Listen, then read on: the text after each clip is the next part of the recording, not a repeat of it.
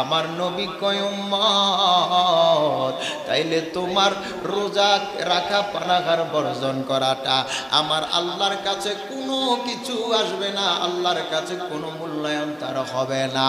কেননা শুধু না খায়া থাকার নাম রোজা নয়। জোরে জোরে আওয়াজ দিয়া বলেন না সুবহানাল্লাহ। আমার নবী বলেন রোজার আদব হইল মিথ্যা কথা বর্জন করতে হইব, রোজার আদব হইল অন্যায় কাজ থেকে বিরত থাকতে হইব, রোজার আদব হইল গুনার কাজ থেকে বিরত থাকা, রোজার আদব হইল তোমার হাত দিয়া মানুষকে কষ্ট না দেওয়া, রোজার আদব হইল মানুষের সম্পদ নষ্ট না করা, রোজার আদব হইল তোমার দ্বারা কোনো মানুষ যেন তোমার হাত দ্বারা তোমার মুখ দ্বারা অন্য কোনো মুসলমান যেন কষ্ট না পায়, অন্য কোনো মুসলমানের যেন কোনো ক্ষতি না হয়।